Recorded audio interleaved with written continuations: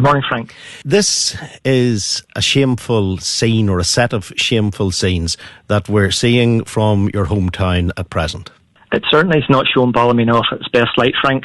That's for sure.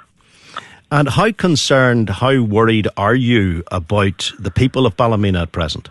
I've had numerous calls through the night from some of my constituents who have had their houses attacked, who are, lifelong residents of Ballymena, have been in this area and their houses have been attacked indiscriminately. It's turning into mob violence, and we saw a very effective protest on Monday night where between 2,000 and 3,000 people stood out in solidarity with the families of the girls who had been attacked recently, but that has descended into a wave of violence. However, we cannot allow this destruction and this needless violence to take away from the issue that is at hand here and has precipitated all this. And explain what you mean by that. Well, this the end of Ballymena, this part of Ballymena, and just to let you know, Frank, I'm sitting in the constituency office here and have a burnt out car outside my window. The violence has been and the destruction has been pretty bad, but it's all come from this end of Ballymena has seen a huge demographic change. If you look at the 2021 census data for the area where a lot of this trouble has taken place, you can see a huge swing. Other nationalities other than British, Irish or Northern Irish, 64%. A huge concentration of people from different areas coming in who necessarily do have very different ideas or worldviews, moralities and acceptable societal norms than the rest of us have. Things have been building and building. There's been pressure on local housing stock. There isn't any.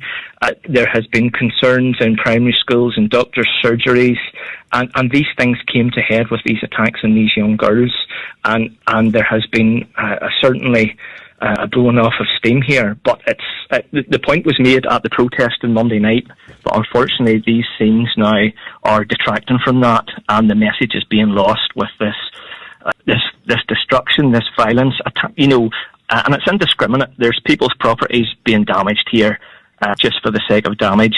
There's people travelling into this area to cause trouble. People they're coming to beat the police. They're coming to cause trouble, and it's not representative of the good people of Ballymena, and it's certainly not representative of the good people of South Ballymena. Do you not hear what you're saying in relation to how you describe the people who are now living in Ballymena, who've come in and they aren't British or they aren't Irish or they aren't Northern Irish? They're different to you. They're people that subliminally what you're saying is they're not welcome in Ballymena.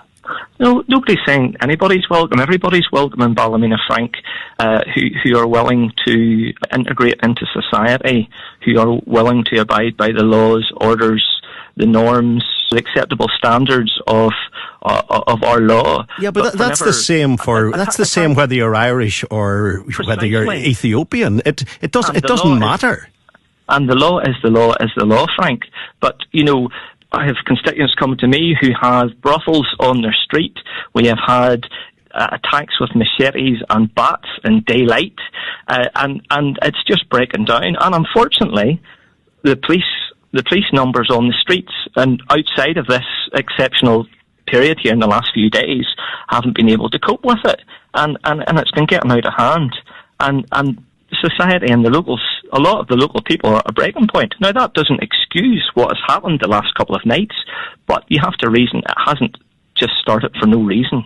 But do you not accept that, and we'll take young women as the example, who must be protected in all of this, and I agree with you, our thoughts should always be with the victims of the alleged attacks.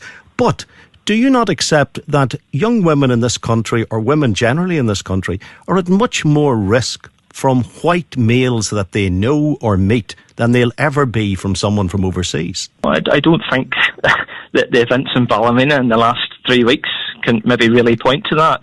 Yes, but what I'm saying is we don't have street protests and violence every time there is an issue in the news that is an absolutely unacceptable set of circumstances relating to any form of attack or newsworthy coverage in relation to hurt being visited upon people from Northern Ireland, male or female, we don't have the reaction that we have in Ballymena and in a few other places whenever the person who's in court needs an interpreter.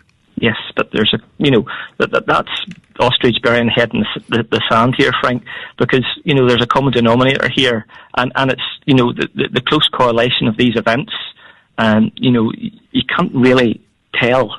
You can't really ignore that fact. It is a fact, and it has precipitated these events.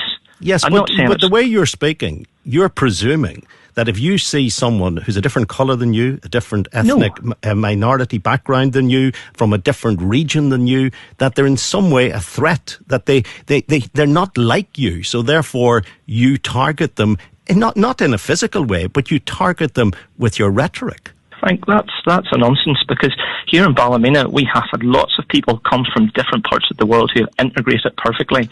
We have a large Polish community, we had a sizable Portuguese community, we had people from Lithuania, we now have a large Filipino community who are working in Wrightbus, thousands, and we are dependent on them for the wealth and prosperity of this borough. They are coming, they are contributing to society, and there's no issues with those people. There's people working in the health service from India and from Africa and wherever else, and in our nursing homes, and we are reliant on these people to try and look after and provide our services. There's to say that Ballymena is not a welcome place for people from other countries, but this violence and this situation has been precipitated by largely one community, people from one community, where perpetrators have done these things and the locals have reacted accordingly. I am not justifying that in any means, but to ignore that fact is nonsense, and it's really, really irresponsible. And it's not like this issue, uncontrolled migration here has been unchecked. It has been coming in. It's been coming to a head. Since Romania, Bulgaria became part of the EU, these people had free passage. Even since Brexit, they still have free passage into the Republic of Ireland and coming up north. I've seen them with my own eyes land in buses, some of the big roundabouts in Ballymena and Antrim, where their suitcases get in the cars, dispersing, and have they documentation to be here? Who knows? This is the problem, and controlled legal migration is not the issue here. It's uncontrolled illegal migration, putting a strain on all our services. People whose morality, whose worldviews don't align with our own law system, our own societal views, and that is the big issue here. Yes, but it's down to police and border control to ensure that people are properly documented. I understand you calling for that. But it's also vital for people who do appear in the media, including members of the TUV and other politicians as well, to choose language that doesn't target all people from overseas, because the way I know that you're qualifying it by saying there are very good people who work in the health service, but those people who are targeting houses and streets in Ballymena at present don't give a hoot which country people are from. If they don't look like them, they're going to burn them out. Frank, I've already said, people here who do look like the damage and a lot of the destruction has been completely indiscriminate, and it's just wanton destruction for destruction's sake. Yeah, but that's why I'm saying it's the rhetoric. Do you not need to be more careful with the rhetoric and the call for, they're coming with suitcases and they're not welcome and they don't adhere to our rules and regulations or our mindset? It's the way that certain parties and politicians talk about people from overseas that leads to danger for those people and also for all other people from overseas. Should the language and the rhetoric not be more controlled? The language and the rhetoric has to be controlled, Frank, but at the same time, not avoiding this issue has led us to where we're at. This has been ongoing in Ballymena now for the guts of a decade. It has been building and building and building. There have been issues coming, and there has been an undercurrent, and it has come to a head. Unfortunately, nobody wanted this to happen. I don't like seeing Ballymena on the main news and seeing the good folk and the good name of the town, broadcasts across the world's media to do with wrecking, smashing, vandalism, and everything else. Nobody wants to see this, but You can't just ignore the circumstances that have led to this and pretending otherwise is irresponsible. So, now a route map out of this is to make sure that all communities in Ballymena and across Northern Ireland are fully integrated, that people understand whenever they come to this country, they adhere by the laws, the norms, the cultural norms, the morality, the standards of everybody else. It's about integration, it's about dialogue. But more to the point, it's about not putting a burden on our health service, on our schools, on our social housing stock.